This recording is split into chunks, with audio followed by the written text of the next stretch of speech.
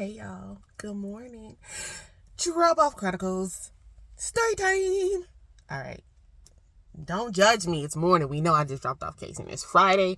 It is a good day. We are in the middle of storytelling and the process of how God revealed my man. We are not in chronological order.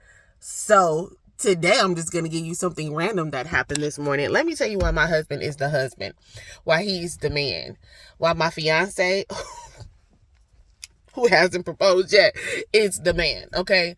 And I say that because we know we're getting married. God has already confirmed. We're making plans right now. Like, it's just a matter of him popping the question and us going straight to do it. You guys know this already. You've been following along, you know. Okay, so this morning, a little backstory for those who don't know, who just got here. Me and my son's father, known each other basically our entire lives. His brother was married to my sister. We had a kid. Things went left. We broke up. Clearly, while I was pregnant, he was MIA for the first 6 years of my son's life. He came back right before my son turned 6 years old. So at the top of the year, he calls my son. You know, he's being consistent with calling, but he does not call every night, right? And to some people that may not matter. He is working on it. He is getting better at it. But for me, I feel like because his father isn't in the home, there should be a phone call every single day. You know what I'm saying? That's my personal opinion. You don't have to agree with it. That's neither here nor there. My man, who's in another state, talks to my son every single day. We rotate who prays for him.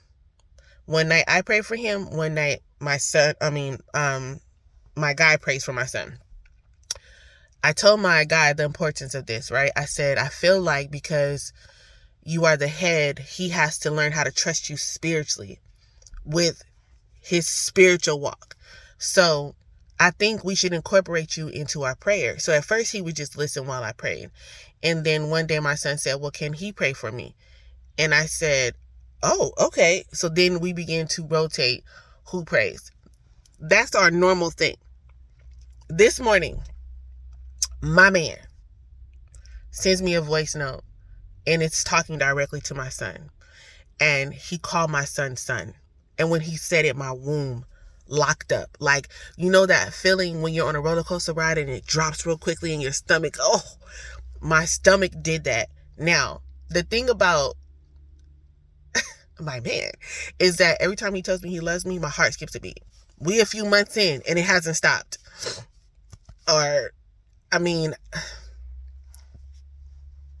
We a couple of weeks in. Let's say that. Because I've known him for a while. We've been dating for a short time. But every time he says it, my heart skips a beat.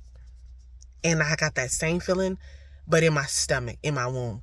So I listen to the message more than once. And every time I hear that part where he calls my son, my womb just locks up. And I began to cry this morning. Because I pray to God that the man that I marry would love my son more than he loves me. I pray that the Lord would give my son someone to look up to, someone who sets the standard for him as a man, someone who would show him what love looks like in the home. He's going to see his mother being loved properly. He's going to see conflict resolution. He's not going to see fighting, but he might see disagreement, but he's going to see it resolved. He's going to see how a man carries himself. He's going to see how a woman will respond when that man treats her correctly and loves her correctly. He's going to know that it is okay to pray, that it is okay to be an amazing man, an amazing person, the smart guy in the room, the nerd or whatever, the guy with proper etiquette and grammar.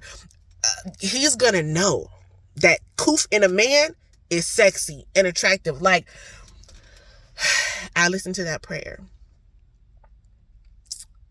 I listened to this man pour into my son, which no other man has done.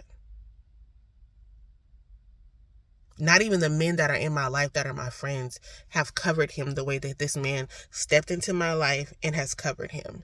And he covers him every night. But this morning, the tone that he had, it felt different to my body. He's called my son to me before, but he's never said it to him before.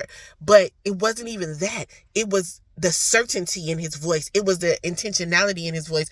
It was the fact that I felt like he really knew, okay, this thing is getting real. It's wrapping up quick. That's my son. I'm walking into this knowing that's my son. We're talking about a man whose preference was a woman with no children. Do you hear me? We're talking about a man who would have chosen a woman with no kids.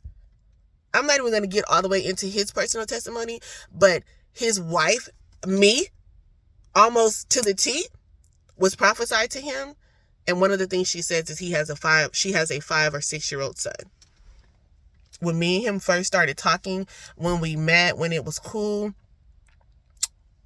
Kason had just turned 6, I believe. I could be wrong. I could be messing up my months, but he's known me long enough. You know, we was just cool. It was whatever, you know.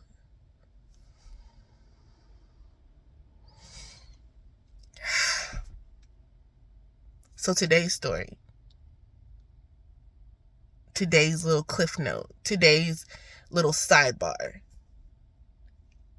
My womb leaped when my man called my son.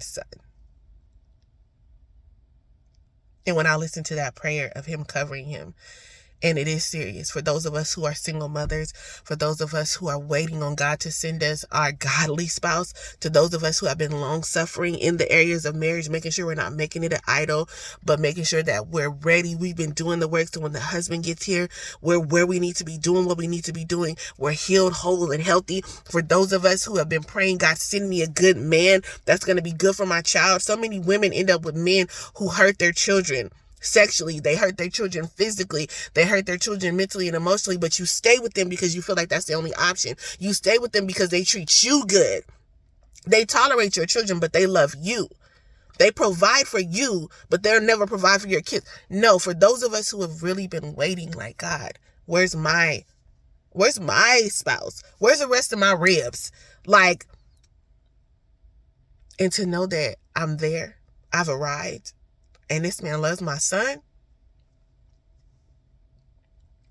He's praying over my son every night, where my son could hear it so he knows for himself. We're rotating, but he sees him present. He knows he's on the phone listening. He talks to my son before bedtime. And then just to hear him this morning establish that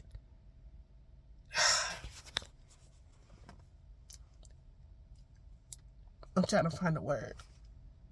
My son was holding the phone so tight, and he was just listening, and I turned around and looked at him, and he was just focused on what he was saying to him.